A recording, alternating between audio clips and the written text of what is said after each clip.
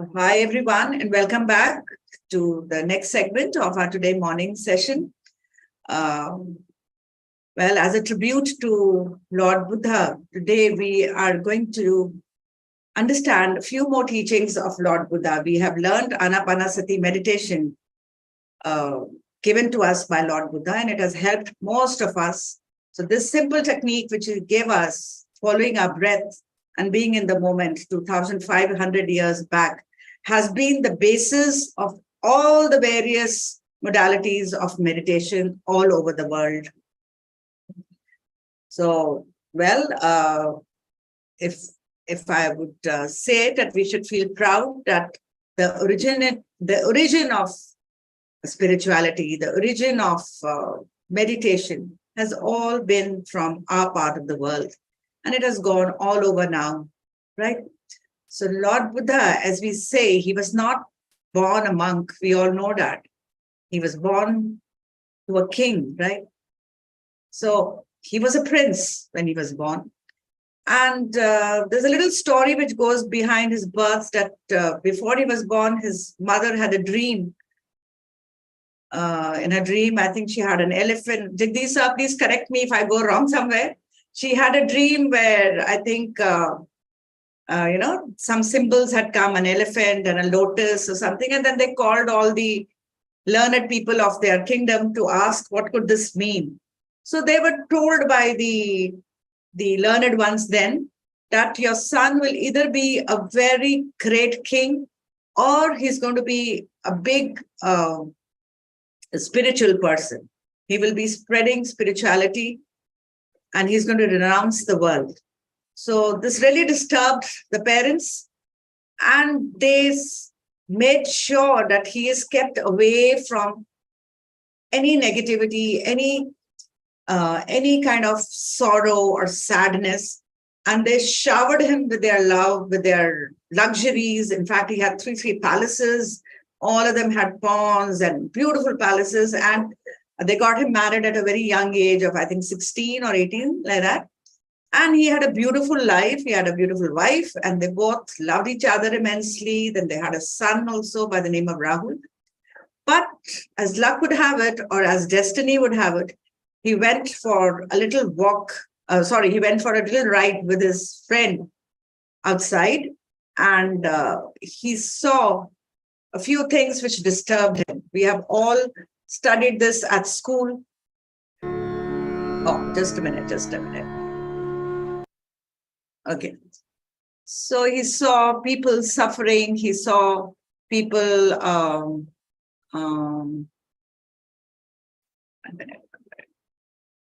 he saw some old people. He saw, I'm messing this up. Just give me a second, please.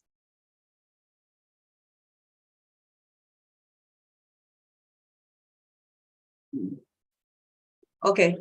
Because he saw some old people, and I'm not able to trace my slides. 1 minute.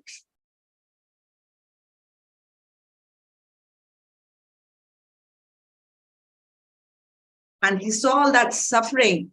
And then he did not know what was the reason for all this suffering. And he wanted some reasons. So he started asking people that, why am I seeing so many sufferings? And I'm not able to trace my slides today. Just give me a second, please. So then what happened? He sort of went to a lot of gurus who were trying to give him answers for his questions, but he was not satisfied. And eventually then, for 6 years, he went helter-skelter to various people asking for answers to his questions. He was not getting those answers. And then eventually he sat under a Bodhi tree, and there he got enlightened. When he started following his breath, he got the answers to the question, and the answer was simple. The answer was that it is basically the cause of suffering is your desires. So these are called his 4 noble truths, that there is suffering in the world, and the suffering is due to our desires, And we can overcome these desires by getting knowledge. And for that knowledge, he gave his eightfold paths. Okay? So I think you can see this now. This visible? Yes. Yes. Okay. Okay. So he gave the Four Noble Truths, which were that life has inevitable suffering and there is a cause to our suffering. And what is that cause? That is our desire. And till we don't, get over these desires, there's not going to be any end to our suffering. And then he gave a solution in his eightfold paths later. So let us just understand these Four Noble Truths first. The suffering is the unavoidable accompaniment of physical existence. All life is suffering. So we are all in this human body, and it is very natural for us to have desires. So all sufferings is caused by desires, all personal desires, all ambitions. So that has to be extinguished, he says. Okay? By the person who wishes freedom from suffering. So if we don't want to suffer, we have to come over this negative competition that we are in all the time. We are always looking at the other person, that what that person has, I should have better or at least the same. Okay? So the path which he gave is basically on eightfold paths. These are his eightfold paths which he gave, which would help us to overcome our sufferings. Right view, right resolve, right speech, right conduct, right livelihood, right effort, right mindfulness, and right meditation. So this is the wheel which will bring us out of this suffering. It is called the wheel of Dhamma, which the Lord Buddha gave. So these are the Hindi names. Venka ma'am, would you like to explain this? Should I continue? Venka ma'am, are you there? Yes, I'm here. Divine morning, everyone. Yeah. Right understanding. Yes, right understanding. That is the right view of living. So knowing the truth. So any one of us can become Buddha if we follow this path. Am I right? Yes, anyone can. हाँ जी. सभी बन सकते हैं बुद्धा. हाँ जी. तो वो बोलते हैं कि right understanding is living the life in the present moment. हम जो इधर उधर भागते रहते हैं, if we learn to live in this present moment, we all can reach that kingdom of God which is within us. That self-transformation can happen. Even Christianity, even Bible, they all say the same thing. Even the Bible says, to enter the kingdom of God, you have to be like a child. So a child does not have any jealousy. A child is not competing with anybody. The child is just being in the moment. He's just living the moment. So being in that moment is the right view of life. So how we live, the right view. So the right view and then the right thought. And the right thought, that means our mind should be free from all evil thoughts. If we have, as meditation, we have been doing all this by now, that we want to come up from all the limiting thoughts, all the negative thoughts. So when we free our mind from evil, from the demons, from the debris of all the negative emotions and thoughts, right? Ravana was a very, very learned person. But what brought his downfall? One evil thought which came in his mind to possess the wife of another. That brought him down.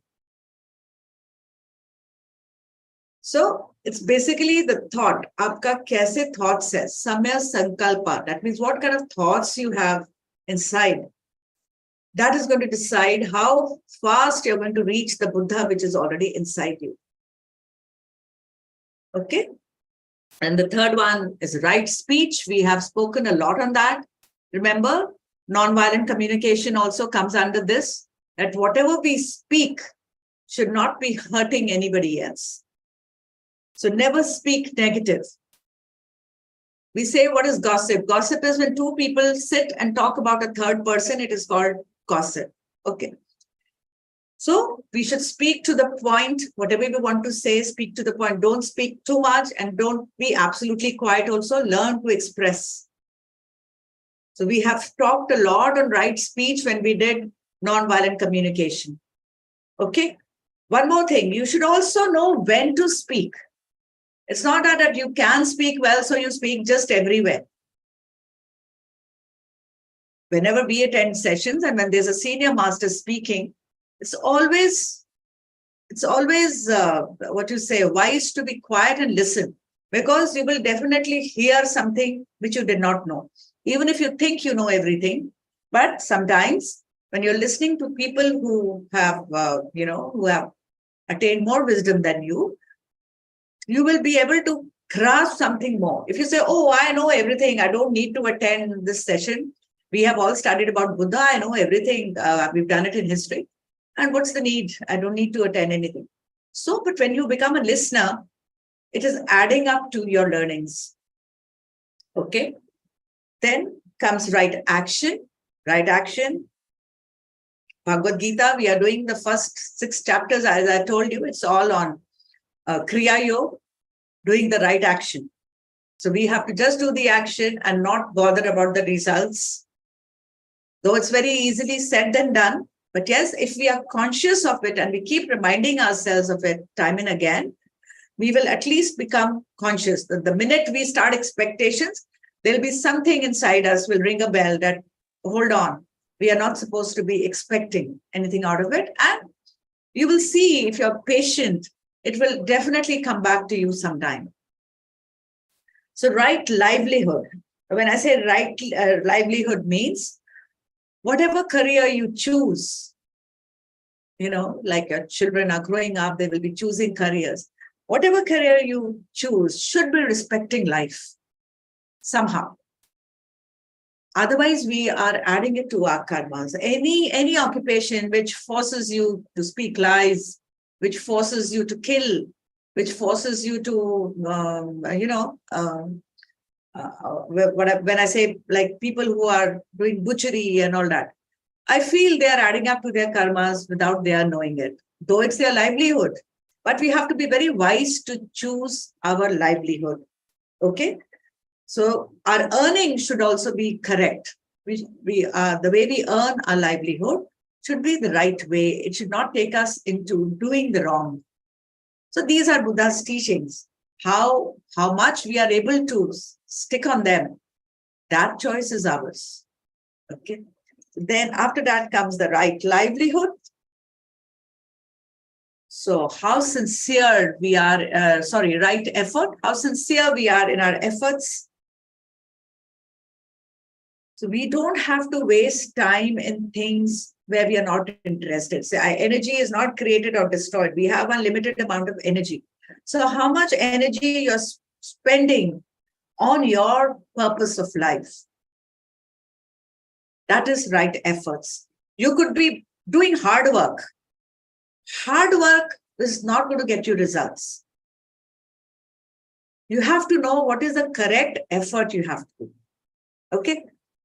Then he talks about right mindfulness. Right mindfulness. Now, what is that? Yes. Samya Sati.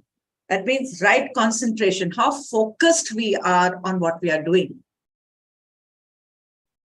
जो भी हम काम करें, we should be giving it 100% attention, whether we are eating, whether we are sitting here. Now, if you put your cameras off and you start getting busy in the kitchen, you're not being mindful. Okay, sometimes situations are unavoidable. That is understood. But don't try and do. We did Ikigai, remember? When we discussed multitasking. Multitasking is a new age concept. But now people have understood that multitasking is not really leading us anywhere, because at one given point of time, your brain can actually work on only one thing, even if you're saying that you're doing a lot of multitasking, but at one moment, you're doing only one thing. You cannot do 2 things at the same time, even if you have 2 screens open or the phone open or you're checking the mails, but you really cannot do 2 things together. And then right concentration. Here, meditation comes in. The Anapanasati meditation given to us tells us, teaches us how we have to, focus our mind, focus all our senses. Now, right kind of meditation. There are n number of meditations going around. You open the net, and $3,000 people are giving you enlightenment. But you have to know what is the right kind of meditation you have to do. Meditation is no chanting of mantras. Buddha never taught mantras for meditation. But now we see so many different tributaries there. They are associating mantras with meditation, but that's not the pure form of meditation given by Buddha. Okay? Visualization also was not given by Buddha. So today, if you notice, we did not do much of visualization. But yes, because with times, with so many confusions in our mind, visualization does help people who are still not understanding the concept of practicing meditation every day. So visualization basically is a tool. It's like a catalyst into our meditation. But if you do not want to visualize, you just want to meditate, it's fair enough. In fact, that's the best way of meditating. You don't even need music. Music is basically, because we are all beginners, so we need music. And music is also actually connected with our chakras and all that. People are practicing sound meditation. With every various chakras, they have a particular sound. Om, chanting of Om, because Om is actually a sound of the universe. It is not really a chant as such. So no chanting, no visualization, and no expectations also. Sometimes we say, meditation mein aaj acha nahi tha, aaj I could not. So we had some expectations ki meditation karenge to ye hoga. So we don't have to expect anything. As I said, every day our meditation is different. Today I did not have any experience. I could not go into the no mind state. Fair enough. That is one experience of your meditation. In fact, you should write down your daily experiences of meditation. So there's nothing called not good meditation. As far as you're following your breath, you will reach where you're wanting to reach.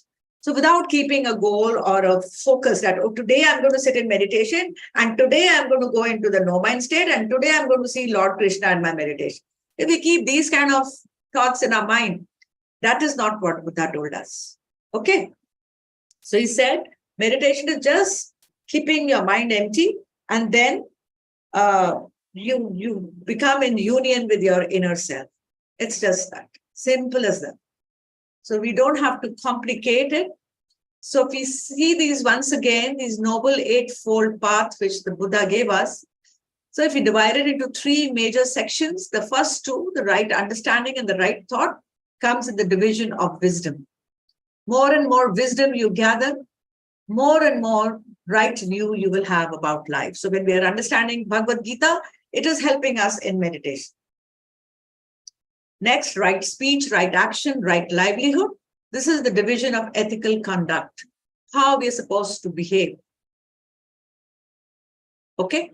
And then the last, right effort, right mindfulness, and right livelihood. This comes under the division of mental discipline, how we discipline ourselves. So, my dear friends, I think there are two major texts which has helped me a lot to understand all this. One is definitely the Bhagavad Gita, and second was the Patanjali Yoga Sutra. It helps you to understand the yam niyams, the rules and the discipline. So if sometimes we will discuss that too. Okay. And then, okay, this we have understood now, I think, quite well. You can just take a screenshot of this slide if you want to understand it later. So this was the simple teaching of Buddha, which he gave us: right understanding, right purpose, right speech, right action, right way to earn a living, right effort, right mindfulness, and right concentration. Okay. And one more thing he said, this is called the Panchsila, 5 more, characteristics if we are following the teachings of Buddha. These were lines which we should be repeating to ourselves, that observe refraining from killing any living being. I observe refraining from taking what the owner not give. Means what's not mine. I mean, cheating, fleecing anyone.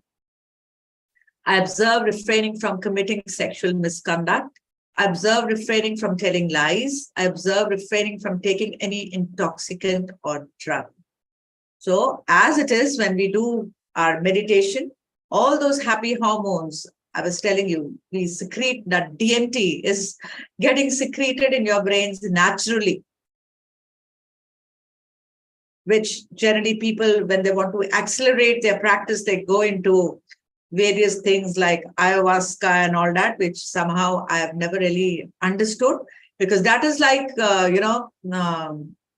something, you're trying to intoxicate yourself, you're drinking a full bottle of wine together. While we are doing meditation, we are injecting ourselves bit by bit by the same chemicals, by the same, I mean, naturally, they are getting secreted in our system naturally. So, yes, no doubt, South America, the Native Americans, they, now they're, I mean, the shamans I'm talking about, if you've heard of them. I mean, first of all, you have to be very sure that the person who's telling you is an authentic shaman, because nowadays tourism has made a lot of fabricated shamans also. So anyway, we are going away from the topic. So we don't need any intoxication. Basically, our meditation itself is a natural talk. It is secreting all the happy hormones, the DMT inside us naturally. So this is the summary of the entire teachings of Buddha, which I wanted to bring today.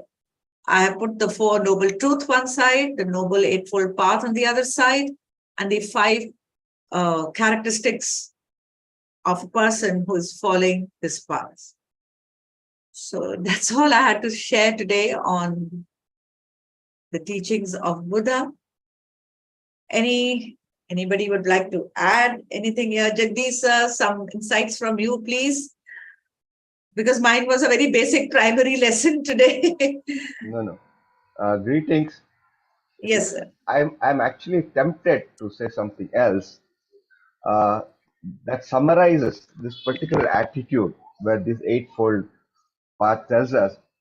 It's a beautiful English poetry which I studied long ago, and I think it should be, if I can recite it, please listen to it very carefully. Short poem, you might know about it. It's called The Miller of the Deep. Oh, yes, sir. We've done it in school. Yeah. Right. See, this whole epitome is the attitude a person should have. This thing. So I'll just recite it slowly. Please listen to it. This I'm very much tempted to recite this. D is a river. So this site is the poem is called The Miller of the Deep. Okay. So it goes like this. There lived a miller, hale and bold, beside the river deep. He worked and sang from morn till night. No lark more blithe than him. No bird was happier than him. And this the burden of his song forever used to be. I envy nobody, no not I, and nobody envies me. Now, you're wrong, my friend, said old King Hal. Old King Hal is King Henry. King Henry the second at the time. So he's not okay. So he suddenly hears about this song and he says, "Thou'rt wrong, my friend," said old King Hal, "that wrong as wrong can be. For could my heart be light as thine, I'd gladly change with thee.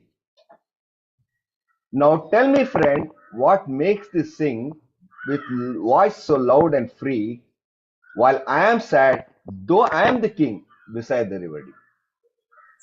So then the miller answers. He says, the miller smiled and doffed his cap. And said, "I earn my bread, quoth he.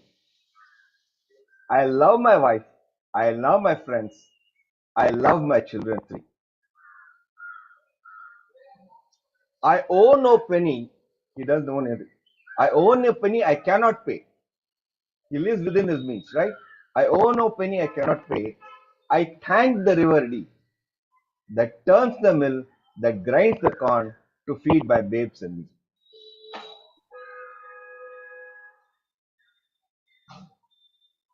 The last paragraph, sir. Good yes, the last friend one, yes. said hail, yeah.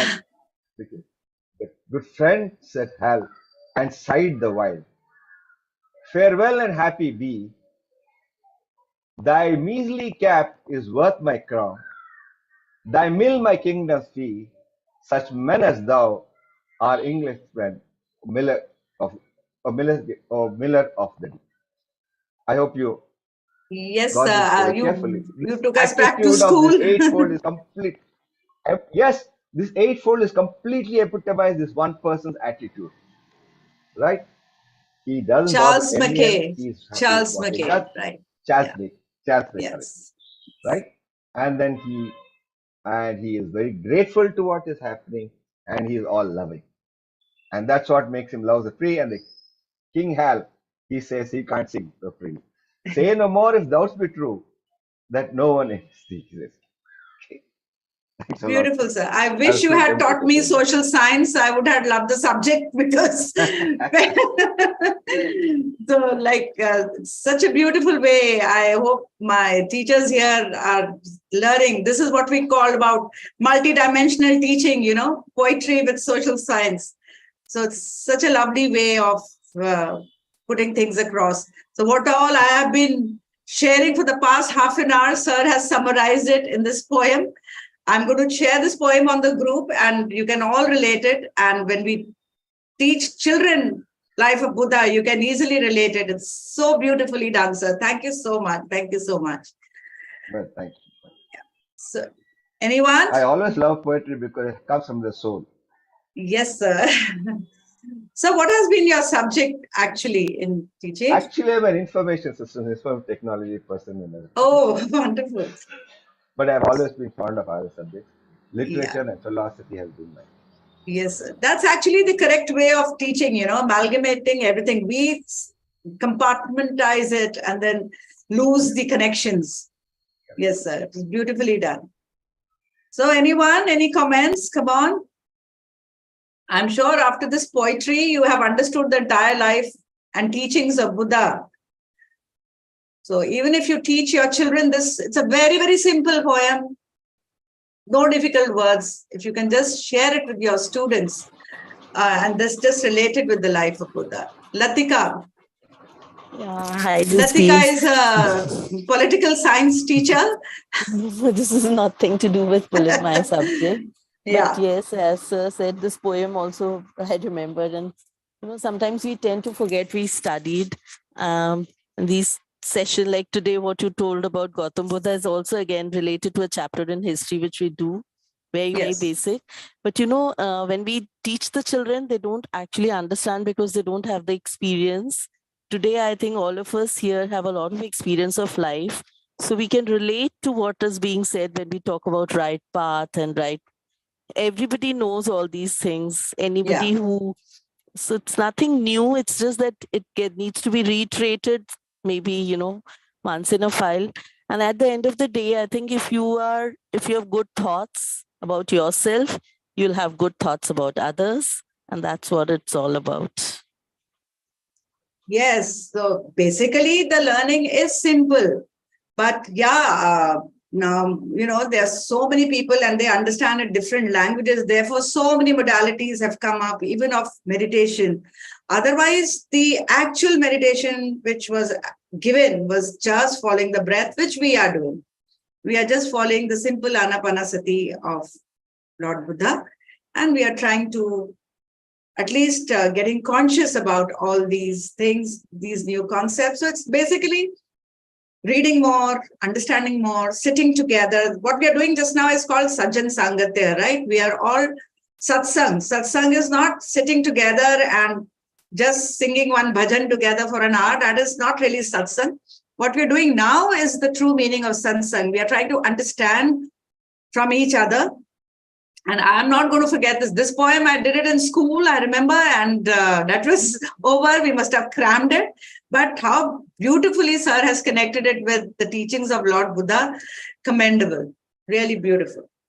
So that's what we have to learn. And with the new policies which have come in, my dear teachers, with this NEP, right? The new education policy means we have to collaborate all subjects together. So this was a live example today. You should learn and bring it to your classrooms too. Okay, so if anybody really doesn't have much to add, we could end it here. And next Sunday, we will begin with chapter 3. We have done most of the important verses from chapter 2 of Bhagavad Gita. So you can just revise them once again. I hope you've got the book, because reading will always help you. What we do here is just, bring out the essence of those books. But if you keep those books with you, it will definitely help you ahead. So still, if you don't have all the English-speaking people, you can get Swami Rama, because I love that book and I've understood quite well all these verses. Okay. Anyone else? Any comment on today's session? Yes? Nothing? Gratitude, Anita. Yeah. So please start your practice, your daily practice, because all these theories you will be able to imbibe in your life only when you start practicing daily. Okay, that's very, very important. So enough now, enough of joining me. It's not a weekly series coming, one episode every Sunday. You have to now start doing it. Start doing it. Okay, so I'm stopping the live stream here.